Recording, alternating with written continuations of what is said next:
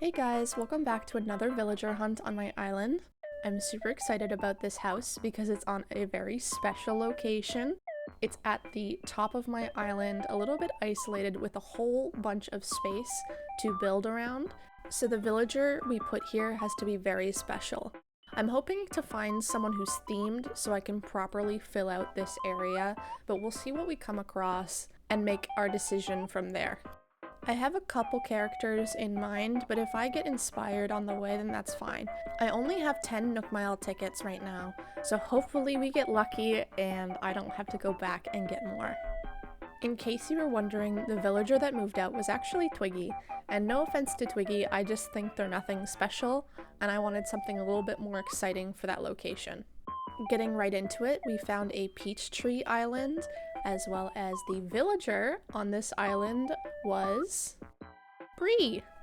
Bree is a snooty mouse villager with a name that references Brie cheese. I think she's really cute. I loved her winged eyeliner, but I'm not really sure what's going on with that green hair design. I don't know what it is with some of these villagers. Their entire design is so cute, and then they have one feature that kind of makes them ugly. I don't know what was going on here. On this island, I also found a shark, which I'm catching now, and a bottle, which I end up opening later. I was hoping to find something I've never seen before, but luck was not on my side. It ended up just being a sucker fish. I was feeling a little lazy, so I didn't collect any of the peaches and decided to just go straight to the next island. Here, I found another character with a green accent. This is Timbra. She's a snooty sheep villager that first appeared in New Leaf. Her entire design is related to her name and her catchphrase, which is Pine Nut, and that is a reference to trees. I already have Wendy on my island, so that would be a pass. I think I started to get a little bit unlucky here. The next villager we ran into was Vic. He's a cranky bull.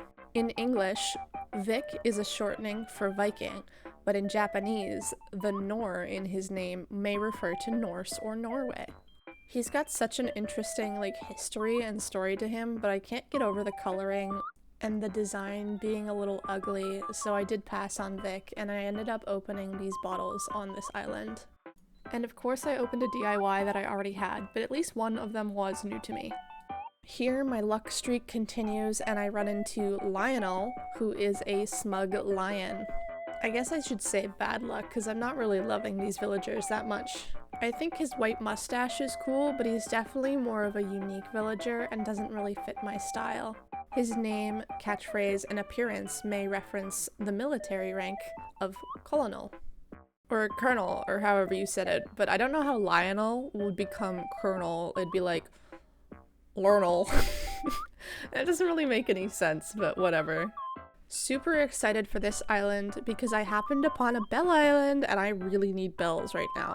But before I got into that, I found the villager, which was a little bit of a struggle because she was hiding. Here we have Panchetti. She is a snooty pig villager, and her name comes from pancetta, which is a type of bacon. I really like the Gyaru vibes that she has, but I do think her makeup choice is even a little bit too out there, because she has very thick black mascara, pink blush, and white lipstick, which I've never seen white lipstick before, but she's kind of pulling it off. I don't know. Let me know what you think about it. We're taking a little bit of an intermission from the villager hunts to collect all of these bells, and I just wanted to talk about where I'm going with this island and what my priorities are going forward. I think the first thing I want to work on is the home loan. I'm not exactly sure which stage of renovation I'm at, but I do know it's one of the later stages because the cost of that home loan is so expensive. Right now, I've been gathering a lot of materials and furniture so I can expand and decorate my island, and I do think I've been running into a little bit of issues with storage space. So far, I've had a lot of repetitive items that I could just easily sell, like sticks or weeds, so I could clear up my inventory really quickly, but at the rate that I'm going and acquiring new furniture, I have a feeling I'm gonna hit that limit a lot more frequently. I don't want to rush it too fast. I still do want to enjoy earning bells, and I don't have to grind everything out immediately, but it is something I'm going to put higher on my priority list so that I don't have to run into problems later on.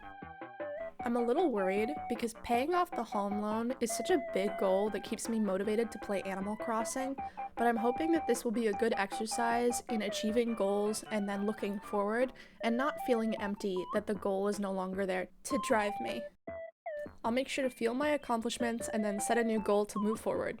But once my house is fully expanded, I think that's where I'll be able to start truly focusing on my island, and I won't have to worry about bells anymore. I already briefly mentioned it, but my second main priority is gathering more materials and more furniture so I can craft and decorate as I please. There's nothing worse than trying to start a project and not having the resources ready and available to you. So in the near future, expect a little bit of grinding, and then in the far future, we're going to do a lot of designing and building. Anyway, that's enough planning. Let's jump back into the villager hunt. On this island, we found Al, who is a lazy gorilla villager. I think Al is a really interesting character, despite not liking his design, because lazy villagers like to eat, but he has the fitness of hobby, so he finds perfect balance in both of those things. This island was tiered, and you can kind of get a little glimpse of our villager, but it did build a little bit of suspense because I wasn't exactly sure who it was until I climbed up. And honestly, I kind of wish I didn't. This is Harry. He is a cranky hippo. He's literally been around since the first game.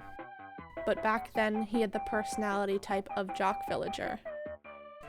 His personality changed when he reappeared in City Folk and New Leaf, where he became a cranky villager.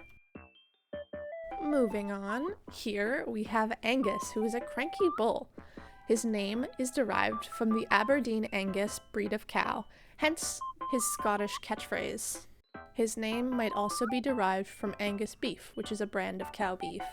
Continuing on, I found another normal island, and I had a lot of difficulty finding out who the actual villager was because there was just so many trees in the way. I ended up finding Groucho, who is a cranky bear villager. His name may come from the word grouchy, which relates back to his cranky personality. His Japanese name relates back to the color of his fur and the scratch-like forehead mark that he has in his design. I really like his style, but I think he's a little too cool for my island, so I ended up passing. Here we found Spike, who is our fourth cranky villager in a row, and he is a rhino.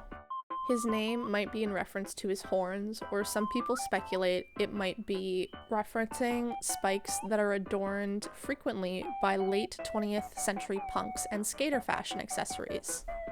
Another really cool design, but not for me, so pass. Unfortunately, we did run out of Nook Mile tickets, so 10 tickets, and I couldn't find anybody that I wanted to keep. I think I did see a couple villagers that I might have settled for, but because I wanted to do a big build around this character, it had to be absolutely perfect to properly fill the space. I didn't have too many Nook Miles left, so I only was able to get a couple more tickets. Hopefully this will be enough, or I'm gonna have to grind out some of those Nook Mile tasks. 2 tickets and 2 chances to get really lucky, so let's go and see what I find. This next villager could work because they have a very strong theme, but I was worried that it would be a little tacky if I went all in. This is Apple. They are a peppy hamster villager. Her catchphrase, Cheekers, references her apple cheeks, which are used to describe round, rosy cheeks. I wasn't set on the apple theme, so I went ahead and found this next villager, Tia. Tia is a normal elephant villager whose design is based around a teapot. Her catchphrase, Teacup, also supports this idea, along with her English name, which sounds similar to tea. Tia has a very strong theming, but it's not limited like Apple's was, so I'm very excited. I did invite her to my island, and we are going to build a cafe.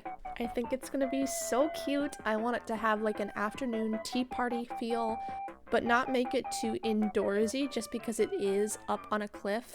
It took forever to convince her to move. I actually had to speed up this clip, but finally I was able to convince her, and we will be bringing her back to my island. I do have to collect a bunch of furniture for this build, but do stay tuned for decorating in front of her house where I build Tia's perfect cafe. If you like this video or want to follow along and see what I make sure to like and subscribe because it really helps out the channel. I hope you have a wonderful day, and I'll see you next time. Bye!